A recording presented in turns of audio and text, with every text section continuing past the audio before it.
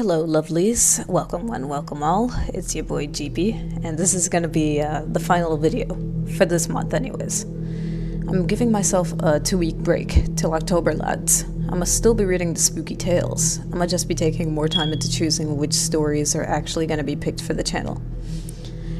A lot of them are sort of incomplete, so I've decided to take a little bit more concern into which stories I put up.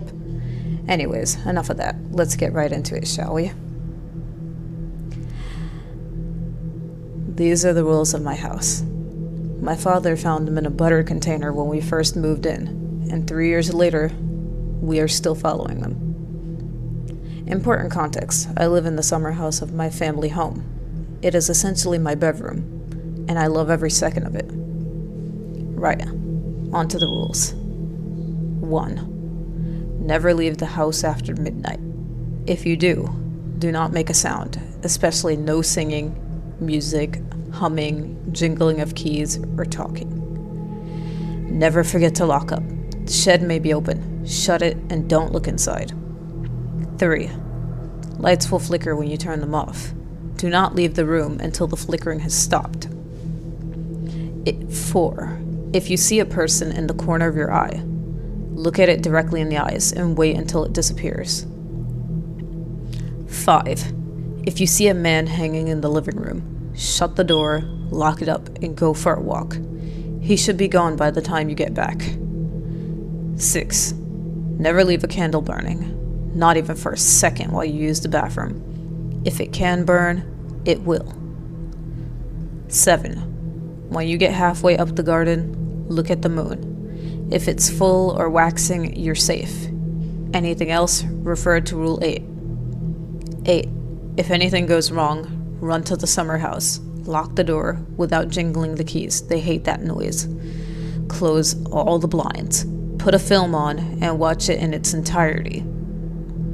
9. Fall asleep with the video on. It will be switched off at the plug by morning. Ignore this. This means that you have pleased them. 10. The fridge is never to be opened nor turned on, for it will attract them. Refer to Rule 8 if you can. 11. If there's a light on in the house, go inside and turn it off. Refer to Rule 3. 12. You will need to drink during the night. Your throat will be scratchy and dry. Only carbonated drinks are to be drunk after 12. 13.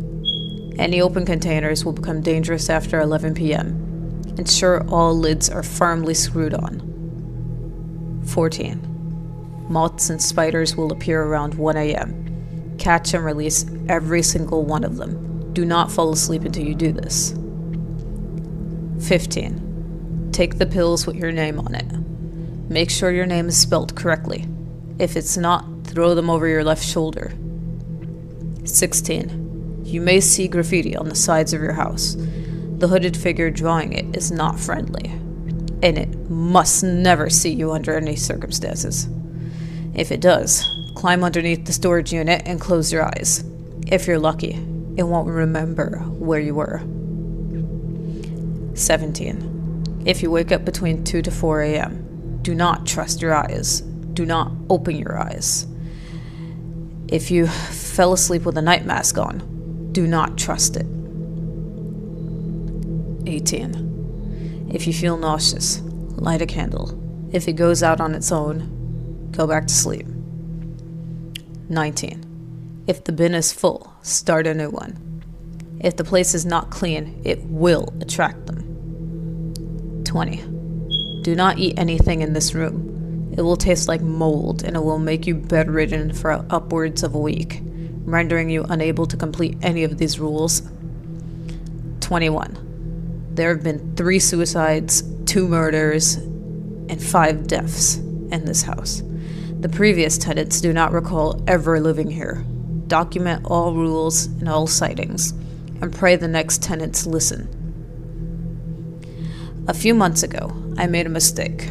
I broke Rule 17. I always set an alarm for 7 a.m. to make sure that I don't open my eyes before then.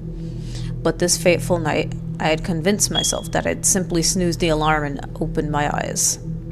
My breath quickly became shallow and labored. I couldn't breathe. I remember thinking that this is the end. I screwed up. I broke a rule. This is it. My eyes adjusted to the darkness to find a bucket on my chest. It was filled with an off-green colored liquid, dripping from somewhere. The dripping nearly slowed to a stop, and my eyes adjusted to a semi-normal level of vision. I glanced up at the ceiling, and my eyes became glued to the creature, a mass of dead flies, moths, and spiders. The ooze dripped from its protruding hip bones directly into the bucket. It crudely resembled a young child with no facial features, but what appears to be a complete skeleton. I blink hard, hoping that it was just another one of those figures you could just stare at until they disappear. Unfortunately, it was not. It lunged at me and picked up its bucket. I could finally breathe.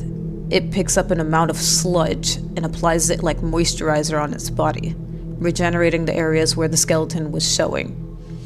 Its legs were stuck to the ceiling. Its upper body hanged upside down from the ceiling. I needed to get rid of it.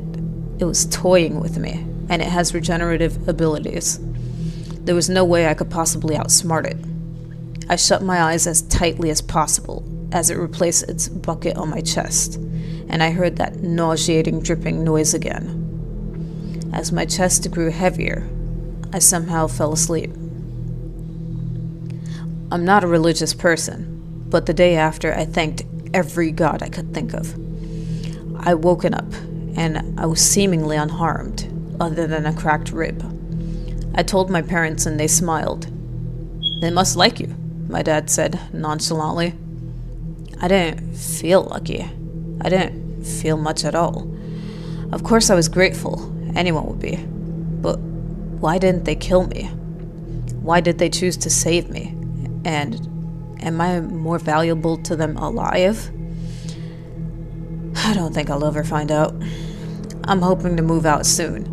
The previous tenants have been sectioned under the Mental Health Act recently, apparently suffering from paranoia.